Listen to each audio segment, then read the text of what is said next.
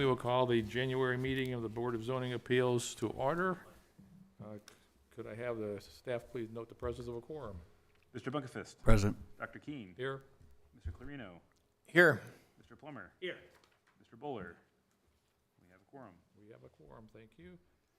Oh, election of officers.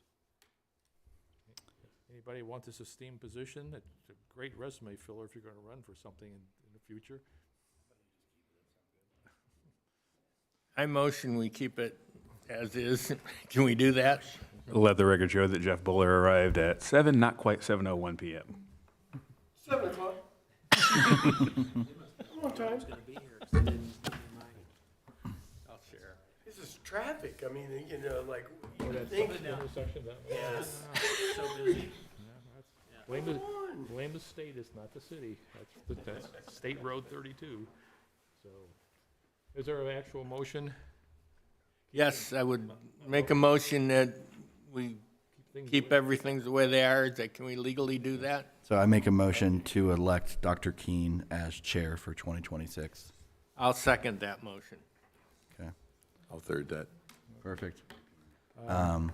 Anybody else want to step up to the plate? If not,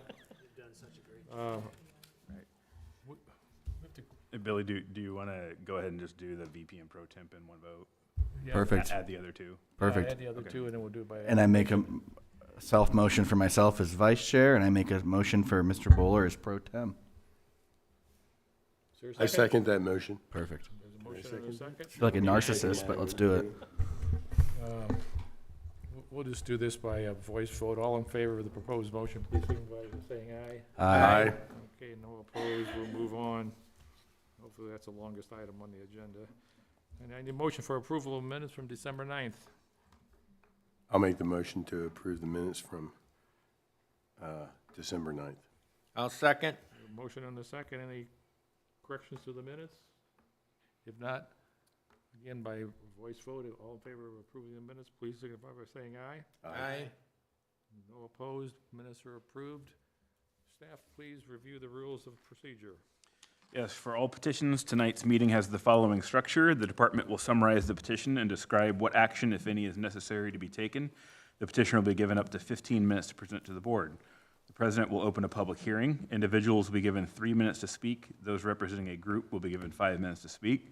Only one member of the group will be given 5 minutes to speak, and for efficiency purposes, we ask that those representing a group speak first. The public hearing will be closed when all interested members of the audience have had a chance to be heard and all emails received during the meeting have been provided to board members. The petitioner will then have a chance to respond to comments. The board will follow with any comments, questions, or concerns regarding the petition. Please do not disrupt the proceedings in any way. If you need to have a private discussion, we ask that you please quietly exit the room. Please silence your devices at this time, and if you must answer them, then please quietly exit the room. If you're attending in person and wish to speak in regards to a petition scheduled for a public hearing, then please approach the podium and write your name and address upon the sheet on the clipboard next to Ryan. If you are not attending in person, comments regarding a petition should be emailed to planners@westfield.in.gov with the petition name or number included in the subject line. Those comments will then be forwarded to board members and the petitioner. During your comments, please state your name and address into the microphone for the record, and we ask that you not repeat previously stated comments. Your presentation will be timed, and you will be advised when there is approximately 30 seconds remaining. We would like to remind everyone to please speak directly into the microphone so your comments can be put onto the record. Thank you. Thank you very much. Move on to items of business. We have 3 items of business tonight, all requiring a public hearing. So item number 1 is 19900 East Street Community Health Network. Signs, Dane, it's yours. Yes, good evening, members of the board. For the item for you this evening is variance of use for 19900 East Street, which is the property on which the new community hospital is being built. And for the record, Dane Crabtree with the Community Development Department. Totally skipped that part. The variance request is solely for signage, the request essentially being to waive all sign standards of the UDO and replace them with the signs included in the sign package provided this evening, which are split out into exhibits 4, 5, and 6, which detail temporary signs while the building continues to be under construction, wayfinding and directional signage, and wall and canopy signage. The primary need for the variance stems from the sheer amount of signage needed due to the multiple wayfinding elements for a hospital campus setting, as well as signage to meet the scale of the large building. This item has been properly noticed and advertised. The department has received no public comments. There are some conditions of approval suggested in the staff report should the board be inclined to approve the variance. Doug Staley with Staley Signs is present this evening to give a brief presentation, after which he'll be available for questions, as will staff. Okay, we will go ahead with the brief presentation first, then we'll do the public hearing. Oh, Doug, go ahead and get the, there you go, down there, yep. There we go. Doug Staley Jr. with Staley Signs, offices at 1133 Birdsell Parkway in Indianapolis. So, as you know, Community Health is building a large hospital campus at 11990, East Street. So we're talking about a medical office building that has already been built and is in use, and then the hospital tower, if you will, and then the surgery center. Total of 6 patient floors. We're talking around 500 square feet, 500,000 square feet of space, and 53 acres plus or minus. So Community Health obtained the services of a wayfinding consultant and a designer to come up with the wayfinding package. And this firm has extensive knowledge and experience in wayfinding sign packages specifically for the medical hospital industry.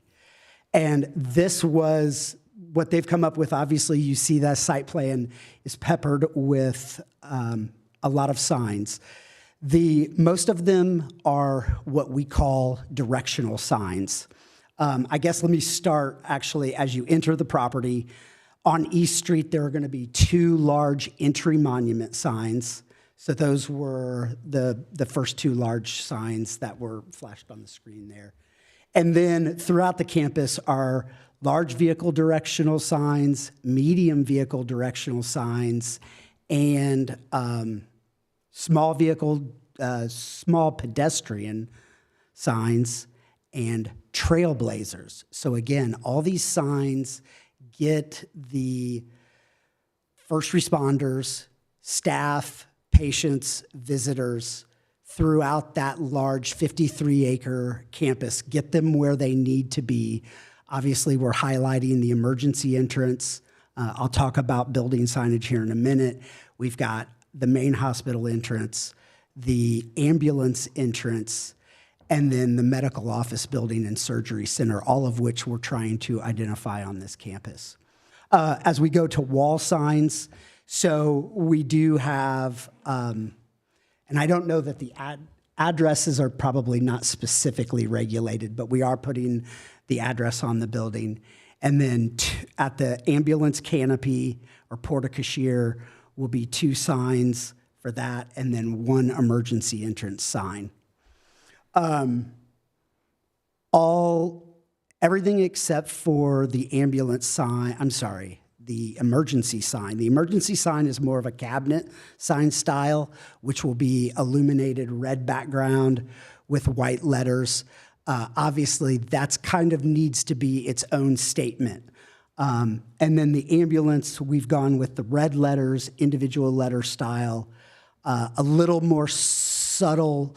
Obviously, our first responders need to know where they're going, but we wanted to differentiate emergency and ambulance there. So now we've got east and west elevation building signs that will identify Community Hospital Westfield, and north and south wall signs. The north and south signs are up at the penthouse level of the tower, and the east and west signs are more around the 5th floor, 5th or 6th floor. So see, just a little below that penthouse level. Individual letter construction, internally illuminated. The signs that are showed in black will have a dual color effect, meaning they will look black on the light colored wall and illuminate white at night. The signs on the penthouse level, the north and south elevation, are white faces with the colored logo. So those will be white during the day and white at night. Again, looking for contrast on the walls they're mounted to. temporary signs. Let me address that. So, as we stated, the medical office building is in use, and I believe that's about 75,000 square feet. Carrington Mortgage is currently housed on the second floor. The first floor is all of Community's medical group. And they're having a hard time with patients knowing and understanding that that medical office building, which has newly located, right, relocated doctors, new physicians, and they're having a hard time with patients understanding that that facility is open during construction. So the variance for the two temporary signs is one on the 31 frontage, and that is a V-shaped sign, so it'll capture north and southbound traffic, 8 by 12 sign area. So kind of like your construction sign allowance, but bigger to capture that frontage. And then the one single face 8 by 12 temporary sign at the East Street entrance. Those graphics, we kind of just have finalized what those graphics will look like. I don't believe I have the final graphics, but essentially they say now open during construction medical offices. That's the intent of what we're doing, is identifying that there's physicians on staff and they're currently seeing patients. I think that's probably the gist of what I got, and maybe address questions. What we'll do is we'll go ahead with the public hearing, and then we'll bring you back up in case there's anything that comes up in the public hearing, and then any questions that Thank the you. other members will have. So with that, we will proceed at 7:12 with the public hearing. And a reminder, if anybody's remotely listening in on this, you can always email any comments. So I open the public hearing at 7:12. We do have one speaker signed up for this petition, I believe. Okay. Bill, did you want to speak on this petition or a different one? Yeah. That's next. Oh.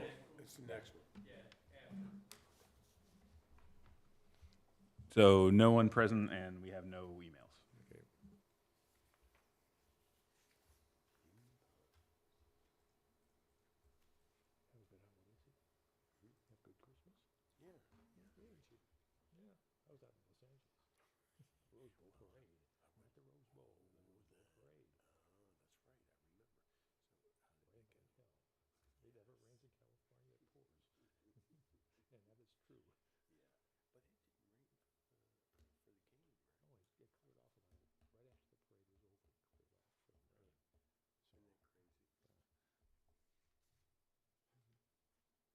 Now 7:13, no comments. We'll close the hearing.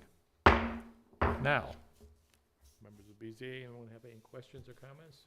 A quick question for staff. With everything we have going on in the UDO patch, I mean, Dane, this aligns pretty closely with that intention as well, doesn't it? Based off of what I'm seeing. Yeah, I mean, we're doing the best we can with the new sign package to address campus signage, whether it's a hospital campus or an office complex campus and things like that. But even when you get to that point with in this case, it's a single building as opposed to like even a multi-building campus. I mean, you're gonna end up with just a sheer number of signs and wayfinding signs, and then, finding signs that actually match the scale of the building. I mean, you're gonna end up in those cases probably, like is it, you set a sign standard and set a arbitrary number, what you assume every building could try to meet, and then you have a 500,000 square foot building which just blows it out of the water, and then that's why it ends up being necessary. So we do what we can with the standards in the package, with the patch, but even with this, I'm not even sure it would meet the. This does not appear to be much different than the Noblesville Riverview Hospital or Ascension down on 86th Street. I mean, Yeah, there's nothing. take people to where they need to be when they need Or IU medical Health or any assistance. number of hospitals, this is very standard. Other comments, questions? We'll entertain a motion on this item.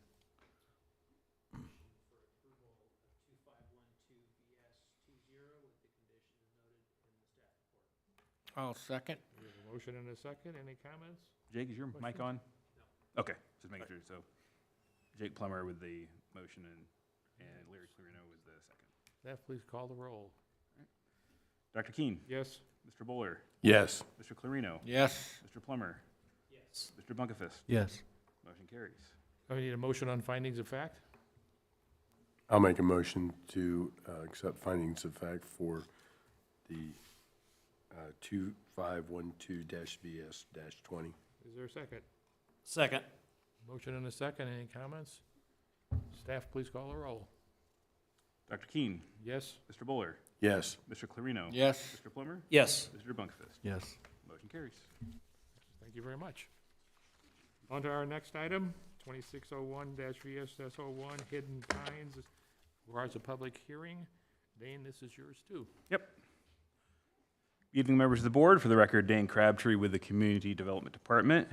The item before you this evening is a variance of development standard request for slightly more than 20 acres of land on the east side of Shelbourne Road, approximately 0.2 miles south of Little Eagle Creek Avenue. The petitioner is requesting to modify the minimum lot frontage requirement for 5 of 6 proposed lots of a minor subdivision, for which a concept plan can be seen in Exhibit 3. All 6 lots would be accessed by a single road cut on Shelbourne Road. The 5 lots without frontage accessed via an easement. This project is very similar to Copper Beach Farms, a 9-lot subdivision that exists immediately south of the subject property, where 8 of the 9 lots are accessible via a single road cut on Shelbourne. Old World Development, the petitioner for this proposal, is the same that developed Copper Beach Farms. This item has been properly noticed and advertised. The department has received 4 public comments, which have been provided to you this evening. Dave Musek of Old World Development is present this evening to give a brief presentation.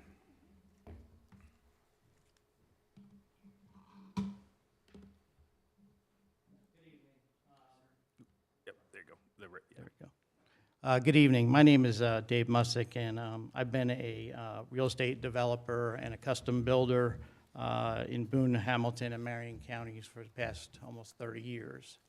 I'm here today to represent Hidden Pines Land Development in obtaining the variance, like Dane had said, for the minimum lot footage required for lots 2 through 6. The subdivision consists of 6 lots on 22 acres. This planned subdivision would keep with the original comprehensive plan for rural residential southwest Westfield. So it would fit into the area. So we're in the process of working with Karen Koss and family to develop the 22-acre parcel. We have joined together with 2 specific goals.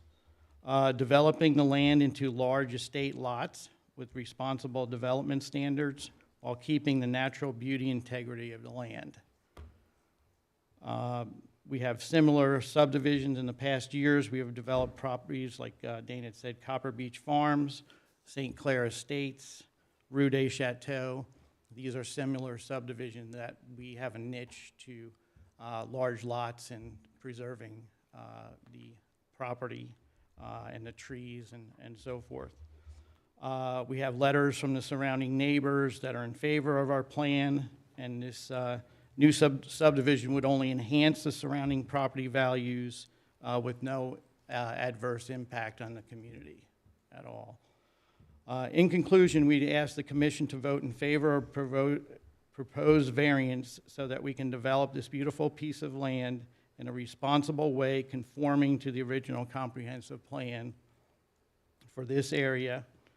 And we envision that same as the neighbors envision it, being developed in a responsible manner with large lots. And the original proposal from Pulte was for 27 homes, and we're going to put 6 on that piece of property. So I would be happy to answer any comments that you may have, and I just want to thank you for your time and consideration for this project. Thank you very much. We'll go ahead with the public hearing, and then we'll do the Okay. questions. Thank you. Yeah, we'll open a public hearing on this item at 7:17.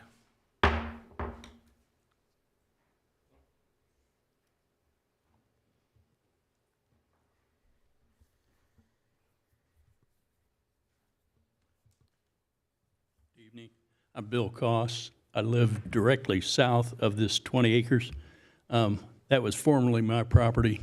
I planted all those trees, and I'm totally in favor of his proposal here of these smaller lots, which fits in well with the master plan for Westfield. So I think it's an excellent proposal.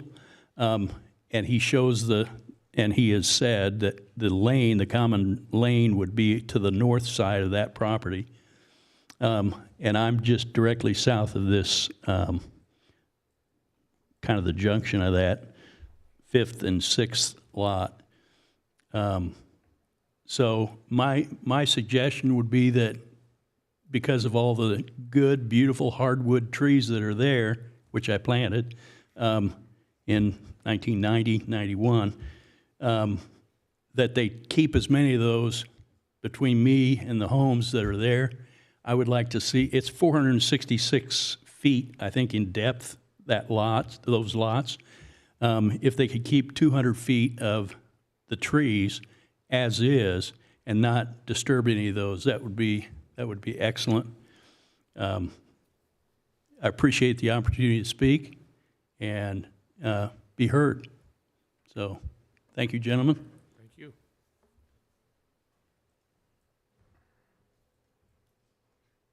We do not have any virtual comments. We did have, in our packet, we have 5 or 6 letters too that came in that were placed at our place, so I'm sure everybody had a chance to look through those. So, all right, it's now 7:19. I will close the public hearing. Members of the board, anybody have questions of the petitioner? What is your tree preservation plan for the property, both on the north and south perimeters, and east and west? Well, what we will have in the final plot plan, we'll have obviously building setback lines. We haven't determined those yet. Tree preservation is critical to us, so we would only clear the amount that would be basically to put the home in and also to put the septic system in. Similar to Copper Beach, you can see if you've ever been in a Copper Beach, we preserved as many trees as we possibly could. So our preservation is really critical. That's our whole idea, to keep the integrity. And I know Bill's spent a lot of time and effort in the trees. So we'd like to, obviously, privacy is key to us for these lots. They're going to be estate lots. So keeping road frontage and sidelines is critical to us.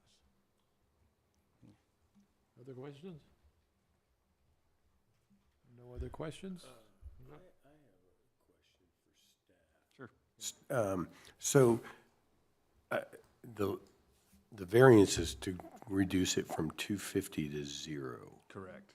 So you can see on the concept plan here, Lot 1 has the necessary 250 feet of frontage. Yes. But because this is an easement and does not have a direct adjoinement to a public right-of-way, none of these lots technically have road frontage. The easement driveway does not count as that because it's not a public right-of-way or a public street as defined by the UDO. Okay, So they do have access, but no actual road frontage as is defined. okay, all right. Thank you. I have a follow-up question on it. Does this require them to come before the Plan Commission then, after this, for approval of this item? No, this would be a minor plat. It does not require approval by the Plan Commission. It would be required to go through TAC and go through all the review from the agency. And once TAC deems it compliant, they take the plat to the recorder's office, and the tax parcels are created that way. But it does get reviewed by all the utility companies on TAC, engineering, public works. It gets reviewed in that fashion. Thank you very much. And they're the ones that determine the setbacks at that point? No, so the setbacks, it's still zoned AGSF 1, so it has to meet all other AGSF 1 setback requirements, lot size. So all these lots shown here are 3 acres plus in size, which is the AGSF 1 requirement for minimum lot size. And then so none of the lots 2 through 6 do not have frontage, so because they don't have a front yard, they also don't have a rear yard.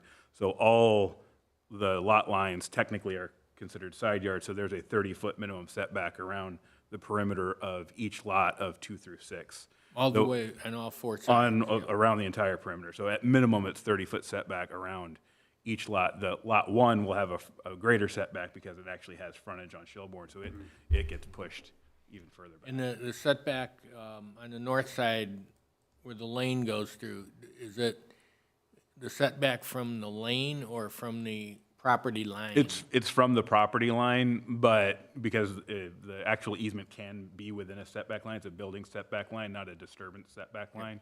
So in theory, that could go within 30 feet, but if I'm just looking at this here with a, I'm guessing, obviously you're not gonna place a house north of here. I mean, you're looking at minimum, these houses are gonna be 60, 70 plus feet from lot lines. 90 feet. Okay. Other questions? Yeah, setbacks are from the property line, but as you can see, and you also have to take in the legal drain in consideration too. Like, you're not gonna put a house way over here, you're gonna put it right here. And then, so you have to be cognizant of that too. So no matter what, you're gonna be nowhere near the perimeter of these lots with the house, I'm guessing. I'd make a motion that we approve item 2601 VS01. I'll second. We have a motion and a second. Any other comments or questions? Not, staff, please call the roll. Mr. Buller, Yes. Mr. Clarino, Yes. Mr. Plummer, Yes. Mr. Bunkerfist, Yes. Dr. Keen. Yes. Motion carries. Now I need a motion on findings of fact. Motion to approve findings of fact for 2601 VS01 with the conditions noted in the staff report. I'll second it. We have a motion and a second on findings of fact. Any comments? Please call the roll. Mr. Buller, Yes. Mr. Clarino, Yes. Mr. Plummer, Yes. Mr. Bunkerfist, Yes. Dr. Keen. Yes. Findings of fact are adopted. Thank you very much. Just a personal aside, find more of these out there. Yeah. This kind of helps break a lot of stuff up.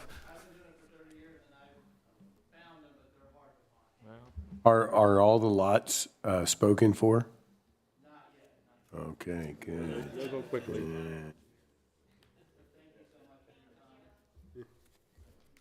One more item for consideration. 17, this is 2512-VS-18 at 17531 Joliet Road. And Ryan, this is yours. Yep. Good evening, members of the board. For the record, Ryan Collingwood with the Community Development Department. The item before you this evening is a petition for variance of development standard in order to construct an attached addition to function as a garage and personal storage uses for the property owner. The property is comprised of about half an acre and is located at 17531 Joliet Road. It is zoned within the AGSF1 Agricultural and Single Family Rural Zoning District. The petitioner is requesting to construct an addition to the existing home on the property. Due to setback requirements of the AGSF1 zoning district, a side yard setback encroachment to the north is being requested in order to place the addition in the proposed location. Due to regulations of the controlling AGSF1 zoning district, additional variances are being sought to bring the subject parcel up to compliance. Zoning regulations such as minimum lot acreage, minimum lot frontage, minimum lot width, and minimum front yard setback are all being modified for a legal non-conforming lot.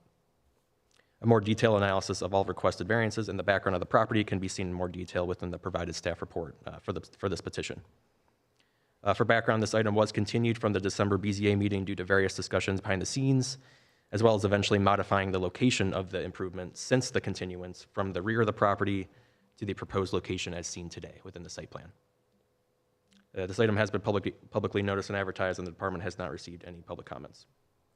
The property owner and their representation is present this evening.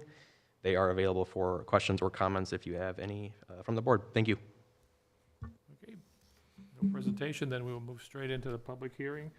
I will open a public hearing on item 2512-VS-18 at 7:28.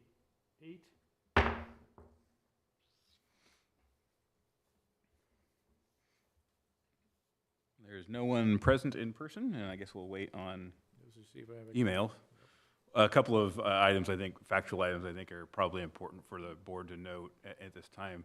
There is a legal drain that runs pretty parallel with this lot line right here. So there is a constraint on the south side of the property as far as the county drain easement, 75 feet on either side of the drain that is on this property. So there would not be the ability for the petitioner to put the attachment on the south side of this property here. So I think that is probably important for the board to know about why the request is placed where it is. No emails? Okay, then we'll close the hearing at 7:29. Members of the board, any questions? One more thing that would potentially be important, you see this addition down here that you cannot see on the location map right here. This is permitted, it's an old aerial. This is currently under construction today. It is permitted, it's just not showing up on the aerial. So if you're seeing a difference with what the aerial is showing and what the site plan is showing, that's why.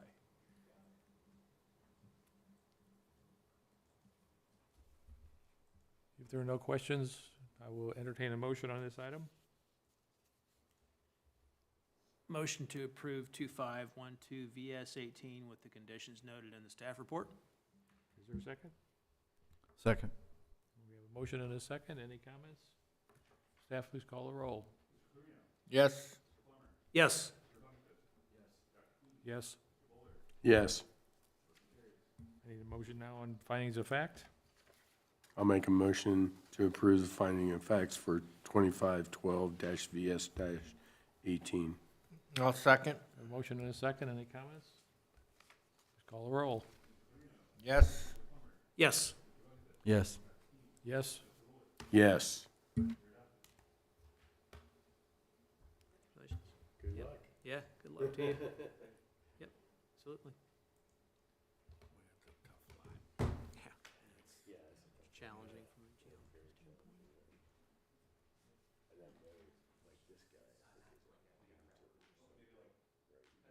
That corner, yeah. Okay, now, there are no items continued to future meeting. We will go to reports and comments. And Plan Commission, let's see what happened. It's been last year, so. You remember last year? Yeah, we had one, we only had one workshop item, Ironstone, which is around Hortonville. Oh, okay. And I think that's gonna be continued on for another period of time. Yeah, it'll be at workshop on the 20th. Ironstone? Yep. Okay.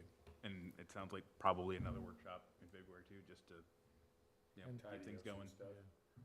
Ironstone? Yeah, it's a nice, Yeah. really a nice, It's north of, what is it? well, 206th and Hortonville, Yeah, basically. it's north of Monon Corner, and then, you know, basically west-northwest of Chatham, right there, I think at Hortonville. my understanding is staff really worked, the developer and staff really worked well together on this to really make it a pretty nice product, but we'll see as we go down the road what it's gonna be, or unless some other things put off too. Comp plan is coming up at some point in time for everything, so. But that's basically it. Staff have any comments or whatever? No, I think we're good. No, Ready for- When's the roundabout coming at Graham Park? The big one. You know, that's a great question for John Nail or Michael Pierce. If No, you I need the will capital say that I improvement plan. actually do have a comment because we got no filings. We will not have a February BZA meeting. I miss you all already. It's No terrible. February BZA? No February BZA meeting, so have your Valentine's Day plans all. Well, I was gonna be here anyway. Yeah, well, That's why we try to cancel the other items. There's nothing new on the sugar leaf. no, that Development. is, the sugar leaf project is still Title. Couple months. TBD. away, I hope. Yeah. They've had their public hearing, so it can sit idle as long as they need. Oh, No, there was no public hearing on that. They put off the public hearing. Oh, did they? Okay, maybe it's the neighborhood meeting I was thinking Yeah, of. so it's not up for it's not up for this month, so hopefully it'll be March or April before they bring it. I think a lot of their, and Larry was saying that, John Dabashewitz said that there'd be another community meeting. It wouldn't HOA surprise meeting me. prior to them even bringing it before the plan commission, and we'll Sure. show what changes may have been made, if any. So that'll There's be, a lot of feeling on that one. I'm sure there is, yeah. okay, I need a motion for adjournment. So moved. Have a motion, is there a second? Second. Okay, all in favor, please signify by saying aye. Aye. are adjourned until March. 7:34. Yeah, shoot me that information. Yeah. I know, so my son, I would love, or in a perfect world, if this was some, it would be, he's 13.